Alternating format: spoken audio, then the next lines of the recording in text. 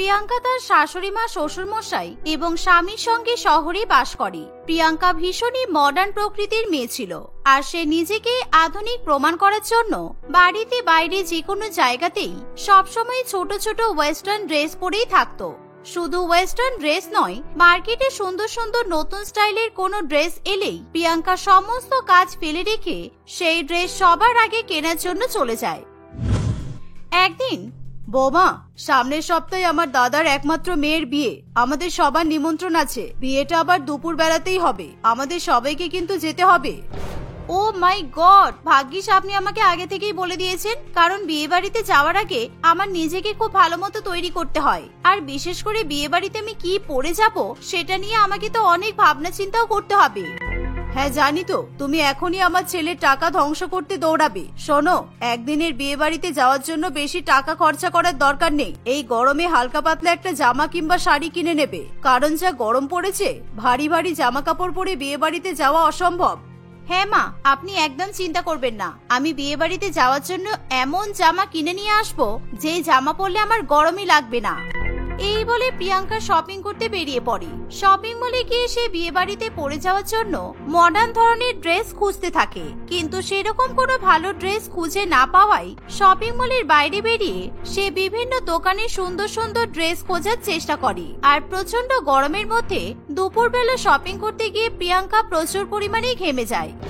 উফ, কি গরম লাগছে, বাপরে বাপ। এই গরমের মধ্যে আমি তো ভাবলাম এমন কোন ড্রেস খুঁজবো যেটা পরলে আমার গরমই লাগবে না, কিন্তু পুরো মার্কেট খুঁজে দেখে নিলাম, সেরকম ড্রেস তো আমি খুঁজেই পেলাম না। না না, নিজের মনের মতো ড্রেস পাচ্ছি না আমি, তার উপরে এত গরম। আমি বরং বিয়ে বাড়িটাই ক্যান্সেল করে দিই। বিয়ে বাড়িতে যাওয়ার কোনো দরকার নেই, যাই, বাড়ি যাই।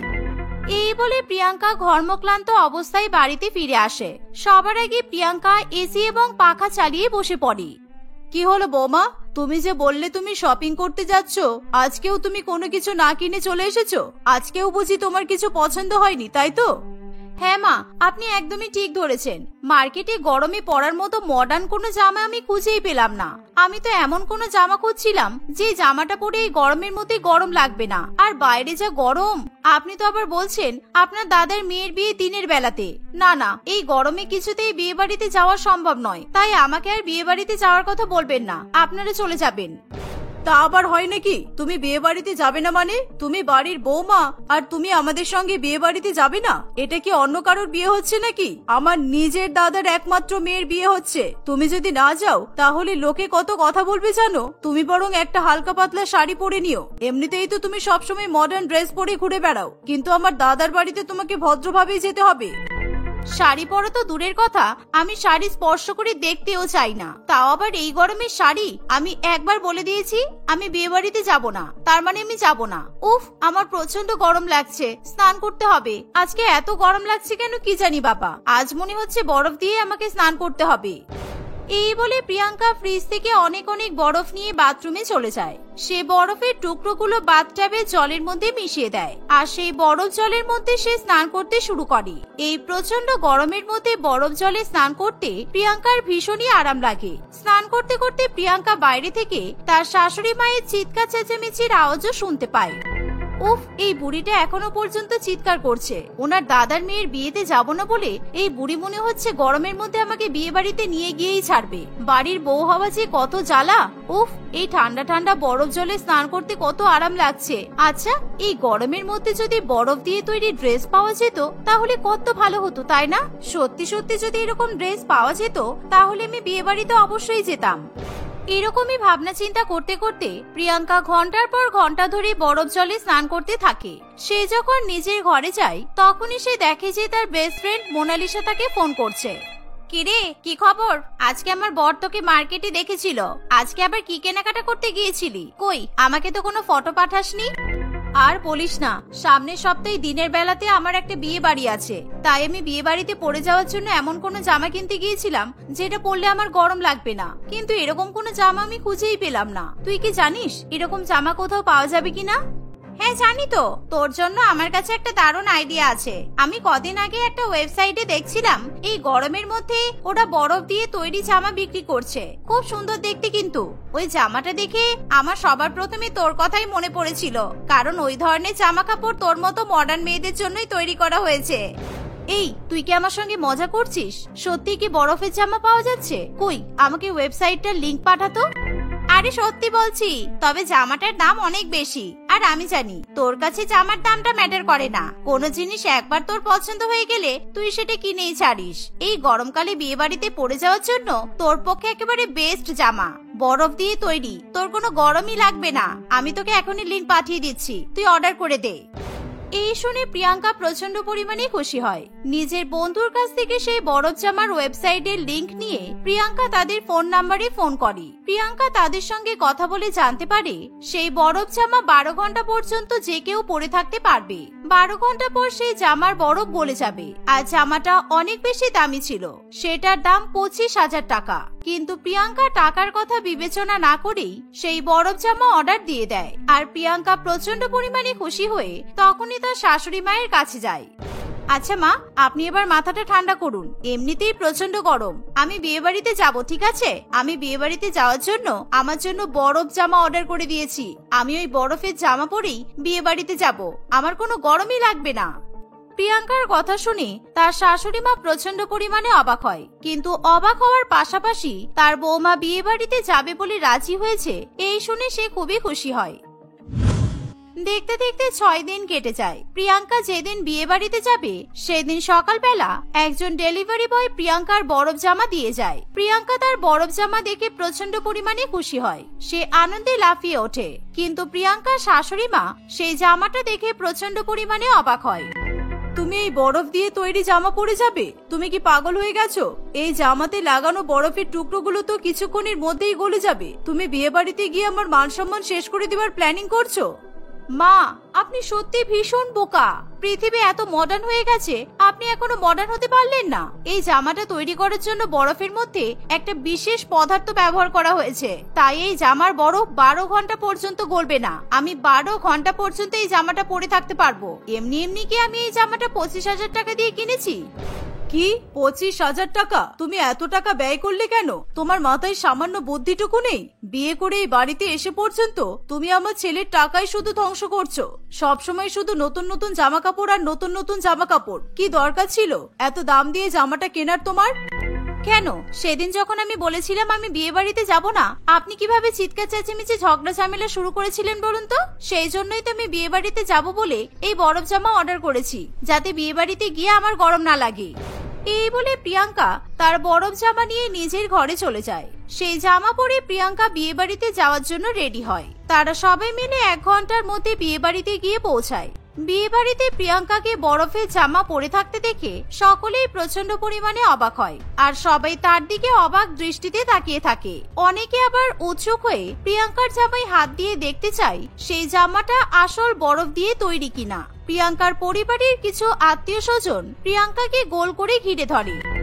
আমরা তো শুধু শুনেছিলাম যে বৈশাখী দিদির বৌমা ভীষণ মডার্ন, কিন্তু আজকে সেটা আমরা প্রমাণ পেয়েই গেলাম। কি সুন্দর বরফের জামা পরে বিয়ে বাড়িতে এসেছে।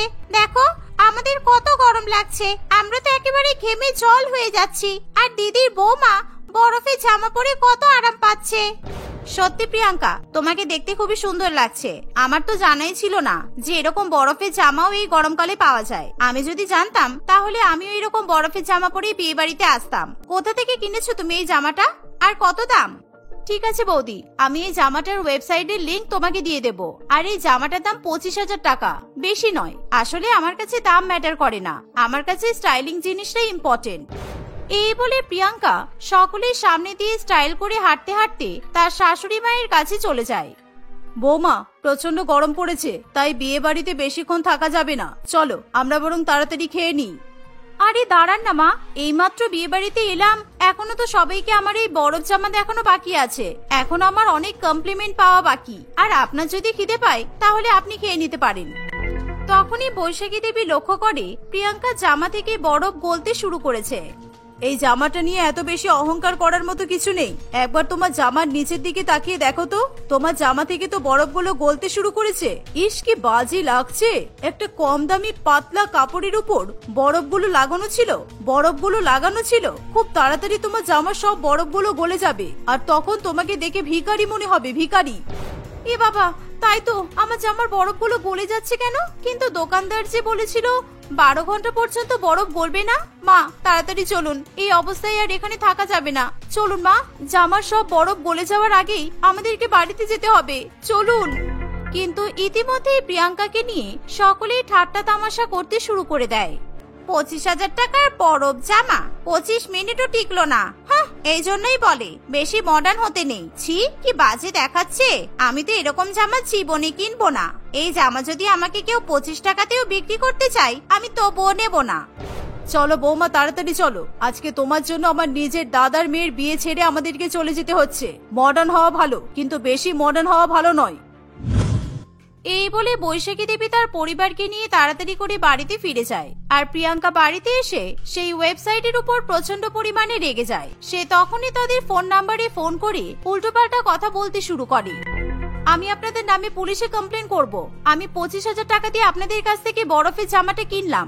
আপনারা বললেন 12 ঘন্টা পর্যন্ত আমি জামাটা পরে থাকতে পারবো, বরফ গলবে না। কিন্তু 3 ঘন্টার মধ্যেই তো জামার বরফ গলে গেছে। বিয়ে বাড়িতে গিয়ে আমাকে অপমানিত হয়ে ফিরে আসতে হয়েছে। এতে আমাদের কোনো দোষ নেই ম্যাডাম, আপনি যা ইচ্ছে করতে পারেন। জামাটা পরার আগে প্রোডাক্টের ইনস্ট্রাকশনটা পড়ে নেওয়া দরকার ছিল, কারণ ওখানে স্পষ্ট লেখা ছিল এই বরফ জামা বাইরে পড়ে যাওয়ার জন্য নয়, শুধুমাত্র আপনি বাড়িতেই পড়তে পারবেন, তাও আবার 12 ঘন্টার জন্য। কেননা সূর্যের আলোতে জামার বরফ গলে যাবে। আপনি ইনস্ট্রাকশনটা ফলো করেননি, এটা আপনারই দোষ।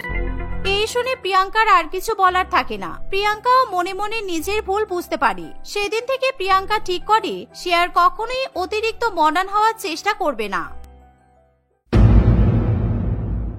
শ্রীমতী এক মধ্যবিত্ত পরিবারে বসবাস করে, কিন্তু ছোটবেলা থেকেই তার সুন্দর সুন্দর জামা কাপড় পরার ভীষণ পরিমাণে শখ ছিল।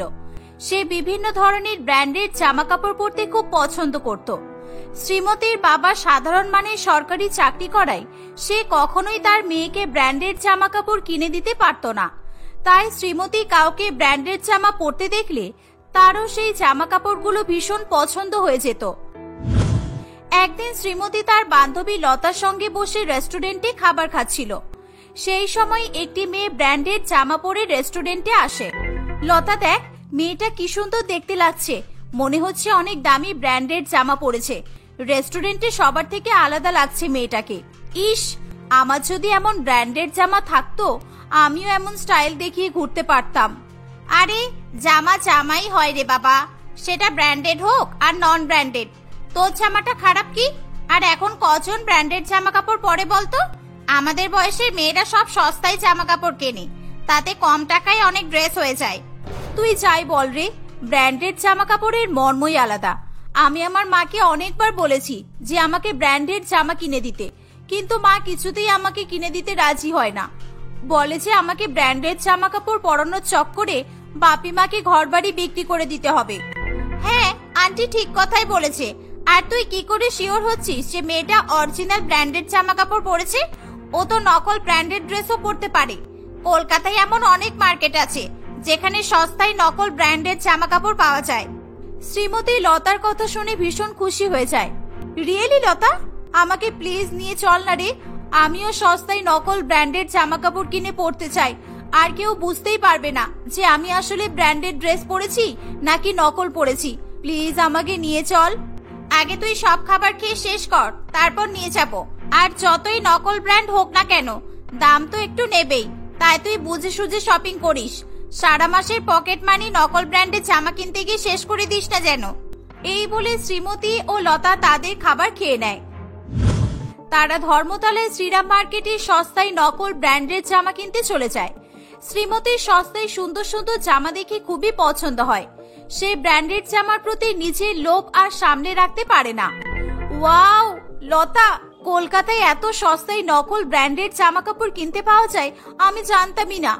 এতদিনে আমার নতুন ব্র্যান্ডেড জামা পরার শখ পূরণ হতে চলেছে। আমি ভীষণ হ্যাপি। এবার থেকে আমি শুধু এই মার্কেট থেকেই জামা কিনবো আর জামাগুলো পরে স্টাইল মারবো। শ্রীমতী শ্রীরাম মার্কেট থেকে সস্তায় অনেক সুন্দর সুন্দর জামা কিনে নেয়। তারপর থেকে সে শুধু সস্তার নকল ব্র্যান্ডেড জামা পরতে শুরু করে দেয়। তাকে দেখে কেউ বুঝতেই পারতো না যে সে ব্র্যান্ডেড জামা পরেছে নাকি নকল ব্র্যান্ডেড জামা পরেছে। এভাবে প্রায় কিছুদিন কেটে যায়। একদিন শ্রীমতীর জন্য একটি ভালো পরিবার থেকে সুজয় নামে একটি ছেলের বিয়ের সম্বন্ধ আসে। শ্রীমতীর সঙ্গে সুজয়ের বিয়ে ঠিক হয়ে যায়।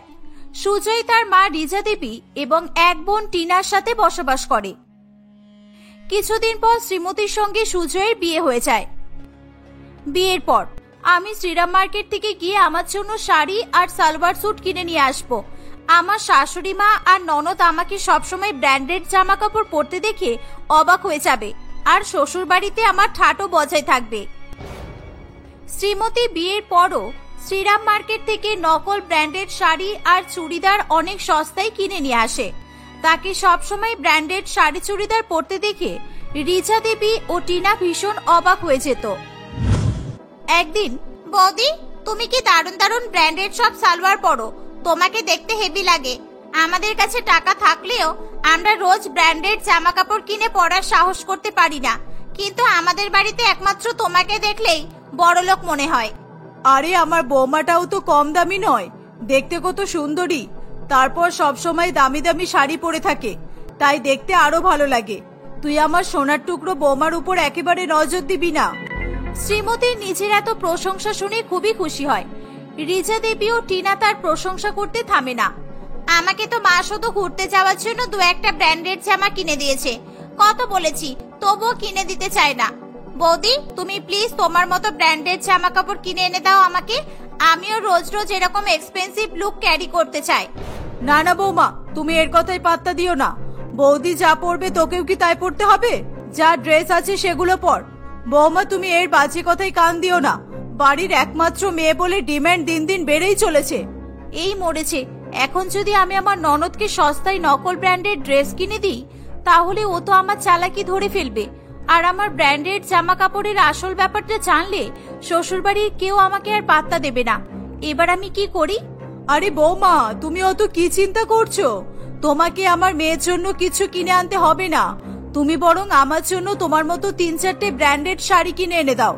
শাশুড়ি মায়ের জন্য এইটুকু তো করতেই পারবে। ও এই ব্যাপার, শাশুড়ি মাটা নিজের আর ননদের বেলায় পরের। ভালো, আমি আর কোনোদিনও তোমার কাছে কিছুই চাইবো না বৌদি। আরে আমি আমার শাশুড়ি মা আর ননদিনী দুজনের জন্যই ব্র্যান্ডেড শাড়ি আর চুড়িদার কিনে আনবো। আপনারাও আমার মতো এবার থেকে ব্র্যান্ডেড জামা কাপড় পরে বাড়িতে ঘুরবেন আর বাইরেও বেরোবেন। একেই তো আমার শ্বশুর বাড়ি খুব বড় লোক, রোজ ব্র্যান্ডেড জামা কাপড় পরলে আমাদেরকে সবাই আরো বড় লোক ভাববে। এই বলে শ্রীমতী ধর্মতলা শ্রীরাম মার্কেট থেকে তার শাশুড়ি মা এবং ননদের জন্য সস্তায় নকল ব্র্যান্ডেড শাড়ি এবং চুড়িদার কিনে নিয়ে আসে। সে টিনাকে শপিং করে নিয়ে আসা ব্র্যান্ডেড জামা কাপড় দিয়ে দেয়। টিনা এরকম ব্র্যান্ডেড জামা কাপড় দেখে খুবই অবাক হয়ে যায়। বৌদি তুমি যখন ব্র্যান্ডেড জামা কাপড় পরো তখন তোমাকে তো দারুণ লাগে, কিন্তু এই জামা কাপড়গুলো সামনে থেকে দেখতে এমন বাজে লাগছে কেন? কেমন নকল নকল মনে হচ্ছে। এগুলো কি সত্যি ব্র্যান্ডেড? শ্রীমতী তার ননদের কথা শুনে খুব ভয় পেয়ে যায়। এইবার মনে হয় আমার হাতে হাড়ি ভেঙে যাবে। আমার শাশুড়ি মা ননদ আমাকে এবার বাড়ি থেকে বের করে না দেয়। তখন রিজা দেবী তার শাড়িগুলো নিতে শ্রীমতীর কাছে আসে। এগুলো ব্র্যান্ডেড শাড়ি? কি পাতলা গো বৌমা এই শাড়িগুলো, একবার ধুলেই তো মনে হচ্ছে রং উঠে যাবে। এর থেকে আমাদের পাড়ার চম্পকের দোকানের শাড়ি অনেক সুন্দর। তোমাকে মনে হয় তোমার ব্র্যান্ডেড শাড়ির দোকানদার মুরগি বানিয়ে দিয়েছে। আরে না না, ব্র্যান্ডেড জামা কাপড় এমনই হয়, দেখতে ভালো না হলেও ম্যাটেরিয়াল অনেক ভালো হয়। আর যেখানে ব্র্যান্ডেড এর নাম দেওয়া আছে সেখানে লোকে আর অন্য কিছু দেখবে না। এসব অনেক দামি দামি জামা কাপড়, আর দামি জামা কাপড় একটু এরকমই হয়। রিজা দেবী ও টিনা শ্রীমতীর কথা মেনে নেয়। তারা শ্রীমতীর মতো রোজ রোজ ব্র্যান্ডেড জামা কাপড় পরা শুরু করে দেয়। এভাবে প্রায় কিছুদিন কেটে যায়। টিনা একদিন ব্র্যান্ডেড ড্রেস পরে তার বন্ধু অয়নের সঙ্গে দেখা করতে যায়। অয়ন টিনার জামা দেখে বুঝে যায় যে সে সস্তার নকল ব্র্যান্ডের জামা পরে এসেছে। তুমি নাকি অনেক রিচ টিনা, এত লন্ডন প্যারিস ঘুরে বেড়াও, তাহলে এমন সস্তার নকল ড্রেস পরে এসেছো কেন? পরবে যখন আসল ব্র্যান্ডের জামা পরো। একেবারে বাজে কথা বলবে না, আমার বৌদি আমাকে ব্র্যান্ডেড ড্রেস কিনে এনে দিয়েছে। আর বৌদিও রোজ ব্র্যান্ডেড জামা কাপড়ই পরে, তাই এগুলো কোনোদিনও নকল সস্তার জিনিস হতেই পারে না। এই ড্রেসটা আসল। আসল না ছাই, আমার জামা যেমন আমি ডাব্লু ব্র্যান্ড থেকে 5,000 টাকা দিয়ে কিনে এনেছি, কিন্তু তোমার জামাই ডাব্লু ব্র্যান্ড দেখো ইওর মতো লাগছে। তোমার বৌদি তোমার ব্র্যান্ডের নামে গাধা বানিয়েছে। টিনা অয়নের কথা শুনে খুব রেগে যায়। অয়ন আরো বলে যে ধর্মতলায় সিরাম মার্কেটে চলে যাও, ওইখানে এরকম সস্তার নকলি জামা অনেক পাবে, সব মরা সাহেবের জামার মতো। আমার অনেক বান্ধবী আছে যারা ফাঁট মারার জন্য ওইখান থেকে জামা কিনে এনে পরে। এই বলে অয়ন চলে যায়। টিনা তার বৌদির উপর ভীষণ রেগে যায়। সে অয়নের কথা সত্যতা যাচাই করার জন্য শ্রীরাম মার্কেটে চলে যায়। সেখানে সে তার নকল জামার মতো সস্তায় অনেক জামা কাপড় দেখতে পায়। শ্রীমতীর এমন মিথ্যা কথা বলার জন্য টিনা মনে মনে খুবই কষ্ট পায়। তুমি আমাদের মিথ্যা কথা বলেছ। সস্তায় 420 জামা কিনে এনে এগুলো আমাদের কাছে ব্র্যান্ডেড জামা বলে চালিয়ে দিয়েছো। আর তোমার শাড়িগুলো একটাও এক্সপেন্সিভ না, আমি সব বুঝতে পেরেছি। সব সস্তার শাড়ি এগুলো। শ্রীমতী তার ননদের কথা শুনে খুব লজ্জা পেয়ে যায়। তার শাশুড়ি মাও তাকে অনেক কথা শোনায়। তুমি আমাদের আগেই বলতে পারতে যে এগুলো ব্র্যান্ডেড জামা কাপড় নয়। মিথ্যা কথা বলার কি দরকার ছিল? আমরা কি তোমাকে খারাপ ভাবতাম? কিন্তু আজকে তোমার জন্য আমার মেয়ে অনেক অপমানিত হয়েছে। তুমি এটা ঠিক করোনি বৌমা।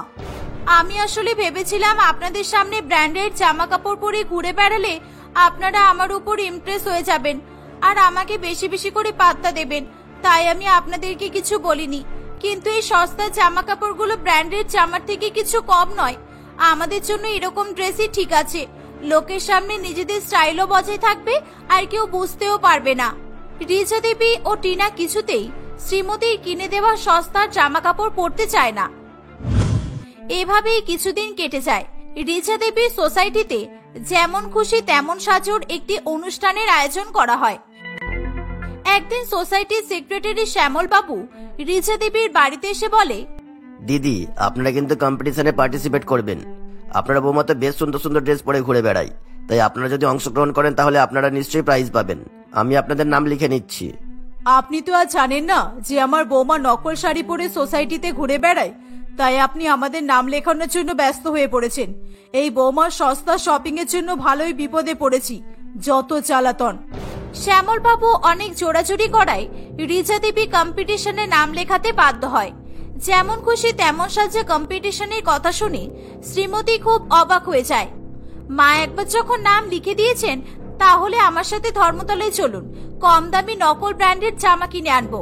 ওই জামা পরে আমি আর টিনা যদি কম্পিটিশনে যাই তাহলে আমরাই জিতবো, কেউ আমাদের সামনে আর টিকতেই পারবে না। হ্যাঁ, তারপর অয়ন যেমন আমাকে অপমানিত করেছিল, তেমনি সোসাইটির সবাই আমাদেরকে অপমানিত করুক।